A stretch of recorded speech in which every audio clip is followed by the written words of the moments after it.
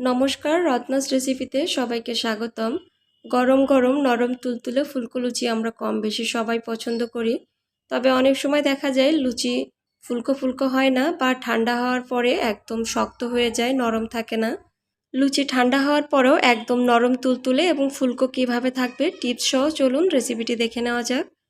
প্রথমে আমি 1.5 কাপ পরিমাণ আটা নিয়ে নিলাম, আর এর মধ্যে দিয়ে দিব স্বাদ মতো লবণ এবং 2 টেবিল চামচ পরিমাণ সয়াবিন তেল। তেলের সঙ্গে আটা খুব ভালো করে ময়াম দিয়ে নিতে হবে। আটা যত ভালো করে ময়াম দেওয়া হবে ততই কিন্তু লুচিগুলো ফুলকো এবং নরম তুলতুলে হবে। তাই এই ময়াম দেওয়ার কাজটা একটু সময় নিয়ে করতে হবে। হাত দিয়ে ভালো করে চেপে চেপে যখন এভাবে একদম দলা হয়ে থাকবে এবং চাপ দিলে ভেঙে গুঁড়ো হয়ে যাবে, তখন বুঝতে হবে ময়াম দেওয়া হয়ে গিয়েছে। এই পর্যায়ে দিয়ে দিতে হবে জল। আমি অল্প অল্প জল দিয়ে ডোটা তৈরি করে নিব। আর এখানে কিন্তু কোনোভাবেই গরম জল ব্যবহার করা যাবে না, রুম টেম্পারেচারে থাকা জল ব্যবহার করতে হবে। আর এই পর্যায়ে ডোটা কিন্তু অনেক সময় নিয়ে ভালো করে চেপে চেপে এভাবে মুথে নিতে হবে। ডো যত ভালো করে মুথে নেওয়া হবে ততই কিন্তু লুচিটা ফুলবে। এই কাজটা খুব ভালো করে সময় নিয়ে করতে হবে। ডো এমন নরম থাকবে। আর যদি হাতে সময় থাকে অবশ্যই 10 থেকে 20 মিনিট রেস্টে রেখে দিবেন।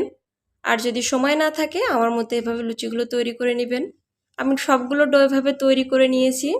লুচিগুলো তৈরি করে নেওয়ার জন্য আমি পিঁড়িতে একটু তেল মাখিয়ে নিলাম, আর ডো দিয়ে এভাবে বেলন দিয়ে হালকা প্রেস করে করে আমি লুচিগুলো তৈরি করে নিলাম। এইভাবে আমি সমস্ত লুচিগুলো তৈরি করে নিব।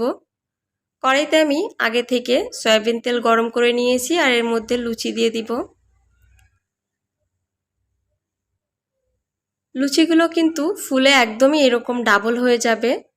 আমি একটা একটা করে লুচি ভেজে নিচ্ছি।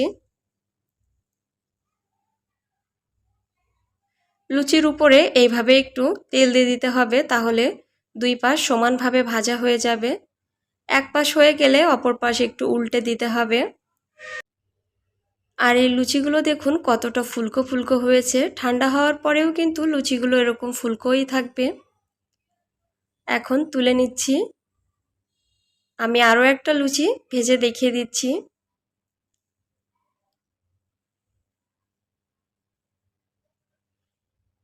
এইভাবে লুচি তৈরি করলে সবগুলো লুচিই কিন্তু একরকমভাবেই ফুলবে। আমি যে প্রসেসে লুচিগুলো তৈরি করলাম আপনারা বাসায় অবশ্যই এই প্রসেসেই লুচিগুলো তৈরি করবেন, তাহলে লুচি নিয়ে আর কোনো টেনশন থাকবে না। লুচি একদম ফুলকো ফুলকো আর নরম তুলতুলে থাকবে। ভিডিওটি যদি ভালো লেগে থাকে তাহলে আমার চ্যানেলটিকে সাবস্ক্রাইব করে পাশে থাকবেন। নমস্কার।